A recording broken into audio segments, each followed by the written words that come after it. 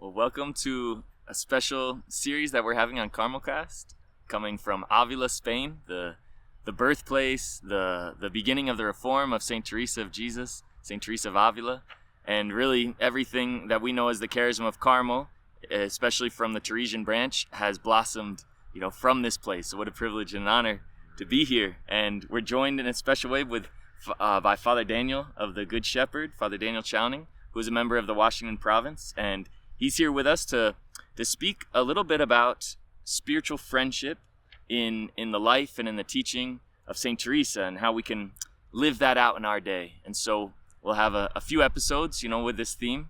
And so thank you, Father Daniel, for joining us. You're welcome. You're welcome. So it's a great blessing to have you. And maybe if you could just share, a little bit about your understanding of friendship in Teresa and maybe her experience of friendship. Yeah. Well, Teresa offers us a very detailed and long experience of friendship, because friendship was very much at the heart of her life and her teaching, her understanding of prayer. And friendship comes from deep from her own human experience. Teresa was a woman with a tremendous gift for friendship.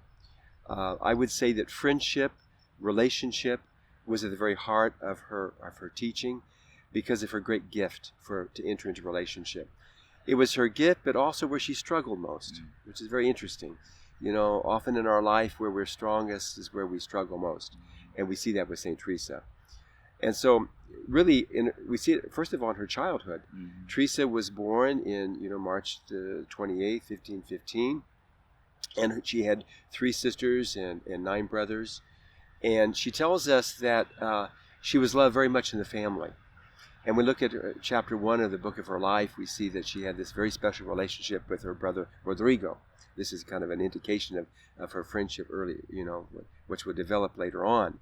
That she and her brother used to read the lives of the saints, and they would dream about being a martyr, and they went to the land of the Moors, and then their uncle apprehended them on the way there.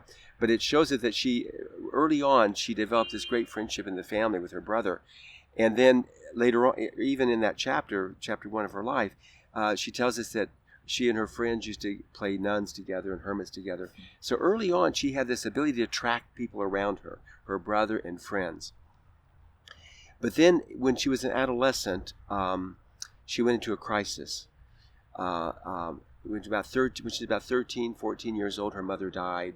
And she was very close to her mother. They used to read chivalry novels together, and which was a pastime.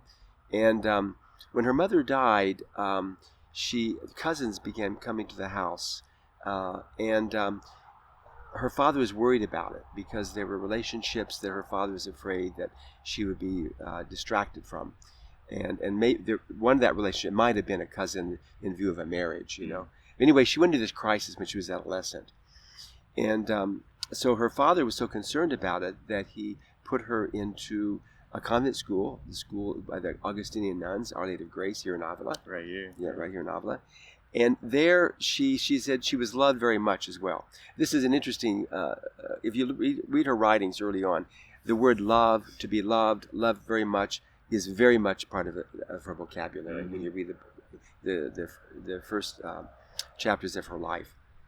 And so she went to this convent school, and there she met a sister, Maria de Briceño, who was another friend, early on, a friend. And so, then she started to kind of a conversion process began in her, I would say.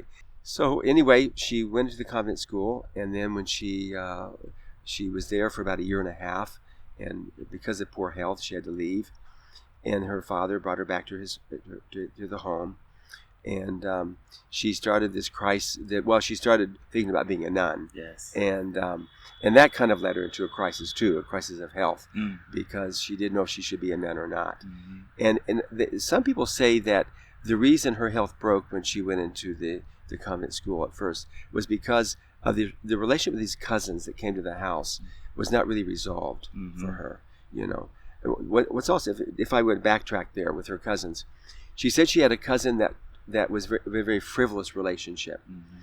That early on she had this desire for God, for the truth, but then after her mother died and she entered this relationship with her cousins, she said that she moved away from the truth, you know. So early on, we see that she had good friendships and friendships also that were kind of superficial, Sure. you know. And this is kind of a theme that will run through her life until she's around 39 years old, Yes. you know, when she goes in the convent. So you know, so from the very beginning, friendship is the very heart of her experience. Mm-hmm. You know? And even one could say for her vocation, could you speak a little bit about what led her to choose when she did eventually find her vocation in the convent? What was the motivation for her to choose where she chose to live? Well, it's interesting. Because first of all, if we go back to her experience of the Augustinian nuns, Our Lady of Grace, where she was there for a year and a half, it was her relationship with this Maria de Briceño and the conversation with her, with this sister. The sister was who was in charge of the schools and the boarding house, who were boarded in the convent. That she used to talk about her own vocation story, and that inspired Teresa very much. So then she said, "Well, I want to be a nun," but then she didn't want to be a nun in that convent, but she wanted to go to be a nun in the Incarnation where she had a friend. So it was her relationship with her friend there, that led her to choose the Incarnation. Yes. So again, we see that her motivation was a friendship. Yes. See, Yes. you know, friendship kind of followed her through. And you could see maybe that the seeds of friendship with God were there in that moment. Yes. But even though maybe they hadn't fully blossomed yet, that she hadn't discovered that as her main motivation, and yet it was still the seeds of friendship through her friends in the world and in the convent that kind of helped move her forward. Even though, as you said, also they became a danger for her in certain moments as well. Yeah. But it was always what was kind of guiding her in her life. Yeah. And that shows us, you know, that shows early on, you know, that she, like all humans, you know, she was a young woman, she was pretty, she was a young woman, she was attractive. She said everybody liked her. Even when she went to the convent school of Our Lady of Grace, she said everyone loved me. You know, I mean, that's a theme that comes up. I love them and they all love me. Yes. And very much, mucho, demasiado in Spanish, you know, too much, or you know, they love me very much. And so she said, I was loved wherever I went. Yes. You know, and so that tells us a lot about her personality. Yes, exactly. You know, her personality was a very relational personality, where she entered easily into friendship. Yes. And she was drawn into people, into friendships who liked her, and she liked them. Yes. You know? And so that was very much her theme. So when she entered the convent too, it was kind of the motivating factor. Yes. Relationship. And, yes. And so she's, in that way, she's very human. Yes. And I think it shows too that, you know, I think a lot of us would love to have that as our background, that everyone just loves us, you know, and we're, everywhere we go, we're loved and we share love. But you can see, even with in a sense, an ideal sort of experience of love early on, that didn't save her from the difficulties either. No, that didn't mean that she had a life that was smooth without difficulties in the relational area. And so, and even as a nun, right, that was part of her struggle as a young religious too, was how to. Friendship or relationship is what, as I said, was her blessing and her curse in a way. In that, I mean, it was her where she was most blessed, but also where she struggled most in her life. It's the same with all of us. Where we're most gifted, oftentimes, is where we struggle most, and that is the same way with Saint Teresa. And so God used it. He gave her this great gift of relationship, which then would develop into her own understanding of prayer and her way of life that she wanted for her sisters and her friars, you know, later on. Yes. So friendship was, you know, is central to her, and we'll get into that later on with her prayer. Yes. But we see it early in life. She has a long and detailed experience of friendship with other people and with Christ. You know, so if you follow it all the way throughout her life, from the beginning of the chapters of the book of her life, you know, all the way through. Yes. But anyway, she entered the convent. You know, finally she had this struggle for quite a while, whether she would be a nun or not. And she finally took the courage, you know, and she entered the convent of the Incarnation in 1535 at 20 years of age, you know. And her first years in the monastery, her first year and a half, I would say, where it was she said it was hard for her, but she enjoyed the life. As soon as she entered, you know, she left home without telling her father. You know, she left home, you know, she and her brother went. Her brother accompanied her to the Incarnation, and she said as soon as she took the habit, she had great peace. But then she became ill after about a year and a half. After her profession, she became ill. About a year and a half. She became ill. And her father had to take her away for a cure. And this shows us something about her relationship as well. He took her to a healer that was in a village called Bethesda. And there she enters a friendship with a cleric. Mm-hmm. She was going to confession to him. And she said that he loved her very much. Mm-hmm. She liked him, and he loved her very much, but it wasn't good. Yeah. And again, it shows you how attractive she was to people. Yeah. And she entered into this friendship with this cleric, who was also in an immoral relationship with a woman in the village. Mm-hmm. And this woman in the village had a kind of a spell over him. Mm-hmm. She had given him some type of amulet, I guess an amulet. And so, but Teresa never judged him. Mm-hmm. It's very interesting. She never judged him. She just kept in friendship with him. Mm-hmm. But she knew it wasn't good. His love with his attraction to her was not spiritual. Yes. Wasn't so spiritual. She said it was too much. It was too much. Demasiado. She said demasiado. It was too much, But it shows you in a way, again, a gift that she had for friendship, but she never judged him. Mm-hmm. She just kept being friends with him. Yeah. And finally she got the amulet and she threw it in the river. Yes.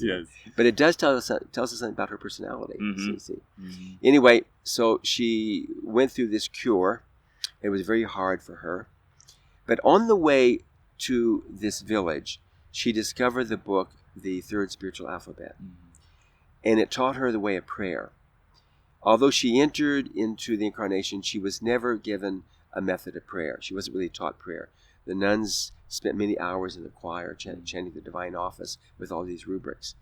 So her uncle, Pedro de Cepeda, gave her this book, the Third Spiritual Alphabet. And so she began reading this book, because she was, the cures didn't begin until the spring, and so she had all these months alone in her uncle's house, and she read this book. And this book taught her the way of prayer recollection. Mm-hmm. And so she went through the cures. This is part of this is very important, I think, because of her understanding of friendship and prayer. She took this book as her master, and then she went through the cures that were very difficult for her. Mm-hmm. And it really made her very ill. Yeah.